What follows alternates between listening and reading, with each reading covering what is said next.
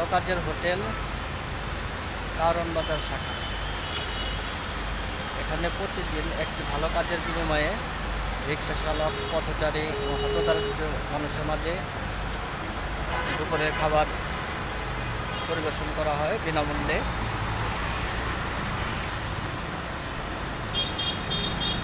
সবাই লাইন ধরে আছে, লাইন ধরে খাবার নিয়ে এখানে বসে খাচ্ছে। এই সকল ভালো কাজের বিনিময়ে একদিন আমাদের দেশ পরিবর্তন হবে, এটাই আমাদের কামনা।